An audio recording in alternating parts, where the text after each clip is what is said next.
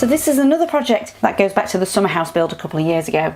And we decided to dump all the topsoil on this odd bit of lawn between some block paving. And as a team, me and my husband started digging up the grass, mostly around the outer edges. And the idea was to turn it into a vegetable patch, or obviously you could use it as a flower bed, and life would be much simpler if it was perfectly square.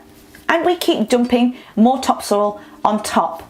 Something I was gutted about was I really wanted to cut the sleepers myself, but we lived an hour and a half away at the time. We got there too late and my dad had cut the angles with a chainsaw. But if you're doing this by hand, it's going to be hidden anyway, because we then added some damp-proof course all the way around and prevent them from rotting.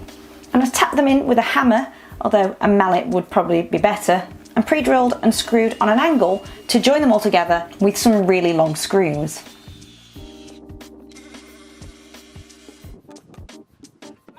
And we're very much all for using stuff up that's accessible or going spare. For extra reinforcement, we use hinges as plates that we didn't end up using in the house. But obviously if this is going to be exposed, you're going to need something weatherproof.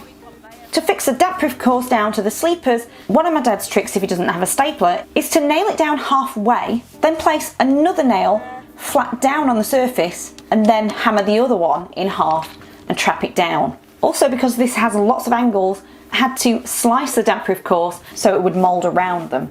I'm not a huge gardener yet, but one of the most exciting parts of this was to use a Jimmy riddle, and I'd shovel grass sods, providing them in an area where there isn't any, and shake it around to separate them, and the sods would go in the bin. This is fun. It's the riddle dance. Well, before I show you the second half of where I finished it, that year my dad donated some tomato plants and cucumbers, so we're planting them with some canes, and we built a temporary support to hold the plants up. It was a very tasty summer. Let's fast forward to present day, and Trend must have heard me moan about my corded palm router, and they kindly sent me their T18S. Although a quick disclaimer, this is a replacement because I had an issue with the locking button that they needed to use a tool to reattach. I think that was a freak incident. I hate reading instructions, but I will. It comes with a lot of guides and attachments that I'm still yet to use. This is literally the first time I used it. And using a V-bit to create grooves and mimic some decking, I set the fence up to router along one end. I'd have to keep moving the clamp, so obviously a router table would make a lot more sense. And once I'd done one side, I'd rotate it, do that, and then finally one dead centre. With it being a gardening project, this doesn't have to look pristine, it's going to get stained. But why not take the time to practice perfection? I used some calipers to find that point and decided to use my hole punch for the router bit to sit in, and that would stop it moving while I set up the fence.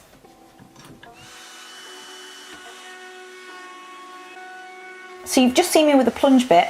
Now I'm turning into a palm router to quickly chamfer the edges off with a round over bit. Now I just needed to work out the best way to mitre them all. Thankfully the section closest to the wall is a nice straight edge, and I've crossed over the corner and marked where I needed to handsaw it down. But as I went round, this one kept moving, so I partially screwed that one, marked with a pencil from both sides to roughly get where that first mitre was. I'd got a sliding bevel at hand, but I actually found the quickest and easiest way was, even if your first mitre wasn't perfect, place your next piece of wood down underneath it, making sure it's plumb to the sleeper, then draw where the last one overlaps. And it was that simple. After doing all of my cuts, I decided to treat them with a preserve as I went and screwed them down. This is also a pet-friendly one called Aqua Shield, although I can never find a link for it. Also, because there's some nails under here, occasionally I found I needed to put some packers under to make sure they were completely level and screw through them and handsaw any protrusions.